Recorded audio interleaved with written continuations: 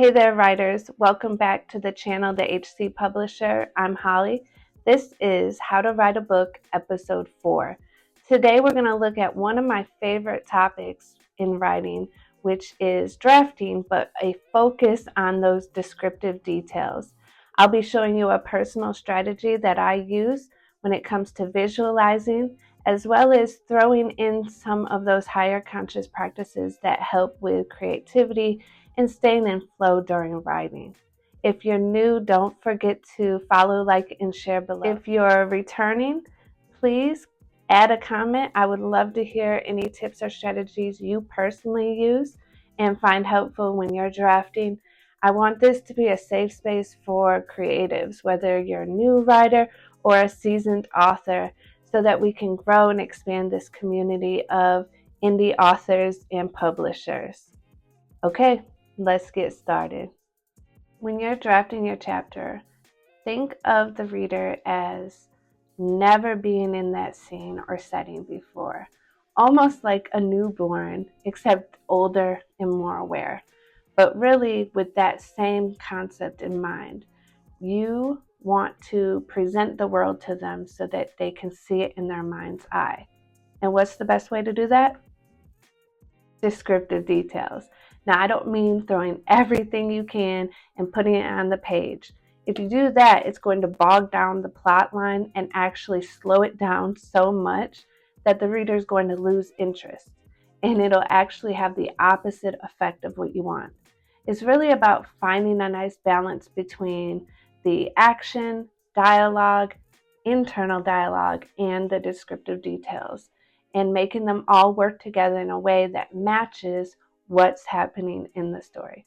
But of course, at the beginning of your story, which I'm at right now with chapter 1, 2, and 3, I am going to present each setting with specific details. Although each scene, it does matter how long the characters are going to spend in that setting as to how many details I provide, as well as what's happening in that setting, and if the details match with one of those events. But just starting with basics today, I'm going to really focus in and hone in on those 5 senses. And when we do that, we're going to look at an example and use a visualization strategy. Let's take a look. The one tool that I do use and find most helpful for descriptive details is visualization. And there's several different ways to do this. For me, I'm at the point in my writing where most of the time I can just put it straight on the page and on the computer. However, if I'm creating a whole new world or world building, I will still go back to basics, which means putting on a paper first, then transferring it to an electronic version, or what I'm going to do with you all to practice this strategy, which I've also found helpful, is to close our eyes and picture the scene. So let's try this. Close your eyes with me. Picture the character walking into a small coffee shop on a rainy day. The place is cozy. What do you hear? Is there a small chatter or a hum of music? What's the smells? Are there aromas of coffee, strong, robust, or muffins baking that are sweet?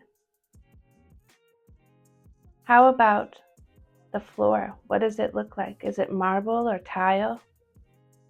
And the walls?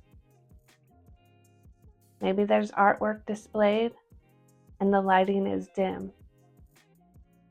How many people are in the coffee shop? What are the seats like? Open your eyes. That's how we do descriptive details. And one of the keys that I found helpful in knowing when to really pull in the reader to those details and other times when to brush over them, because let's be real, we can't do that for every scene change or setting change in our book, and we're not supposed to.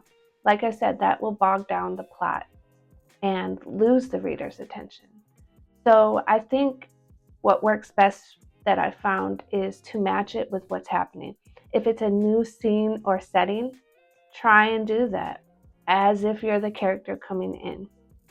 Or if there's going to be action that involves the setting, you'll need to front load that and present it to the reader, not when the action happens, but before. For instance, I was writing a scene a few books back where there was a kidnapping and they went to a warehouse. In that warehouse, I needed to front load the descriptive details of what it looked like upon entrance because I knew that some tools that were in the corner were going to be used.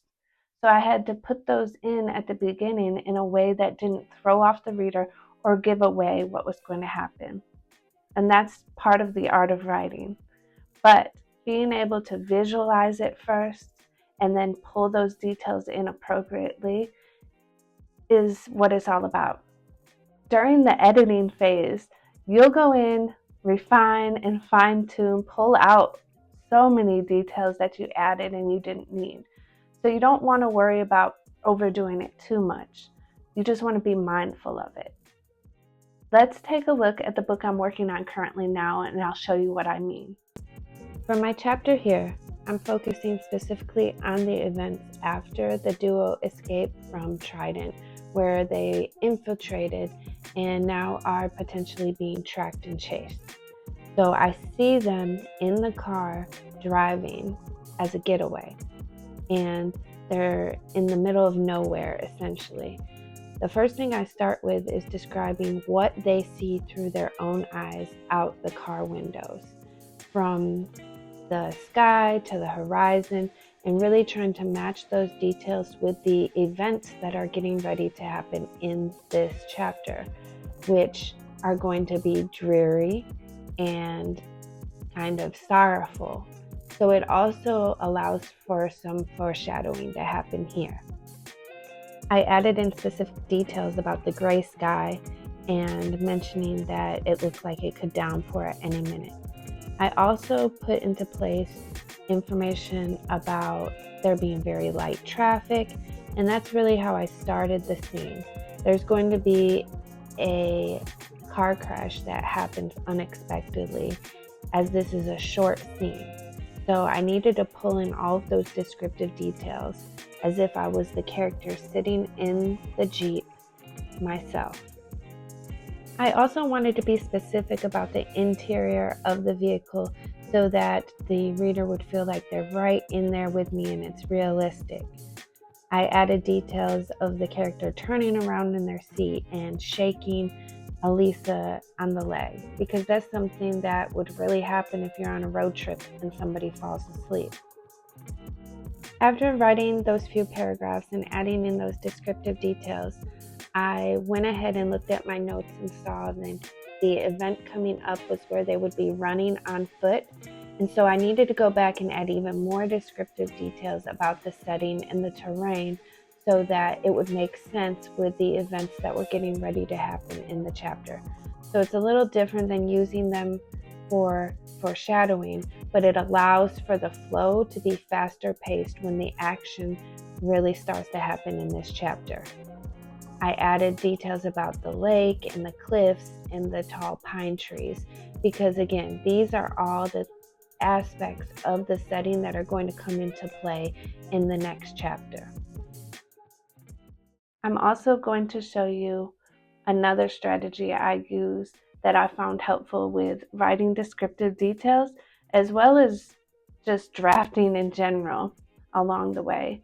It's similar to what I use with time blocking as far as my schedule, but it's a little bit more purposeful. And it's all about setting those positive intentions, which is a higher conscious practice, but it helps to stop writer's block. And let's not pretend that that's not a real thing, because I have spent hours with only one sentence on the screen and had to come back to my writing the next day.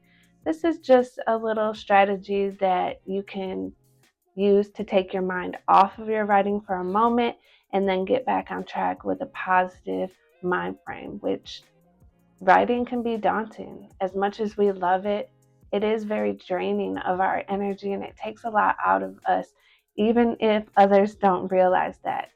So let's take a look at writing with positive intentions with those descriptive details.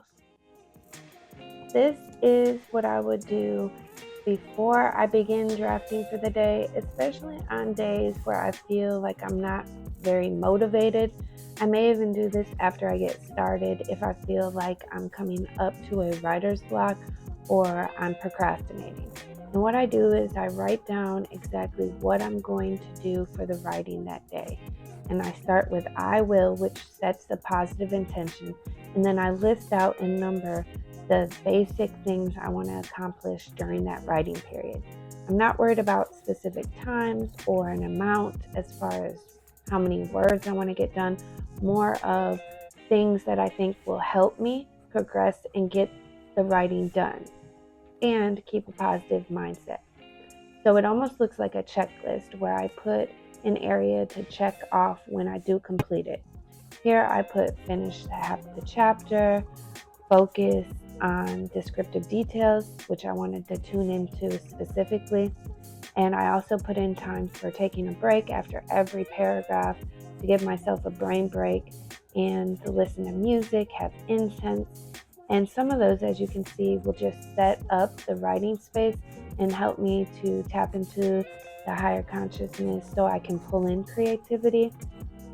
As soon as I come up with this list, I actually am able to go in and check off those few that I do when I set up, and it already gives me a positive mind frame, like I've accomplished some things before even typing or writing a single word. I then, at the end of my writing time, will put as my last step to review the next steps for writing so I can see what went well today, reflect, and then plan out what I'm going to do for the next writing session. The next time you're drafting and working on descriptive details, I hope you come back and remember this video as far as using those visualization techniques or 5 senses, or even setting those positive intentions to help you along the way. That's all for episode 4 of How to Write a Book. And until next time, thanks for watching.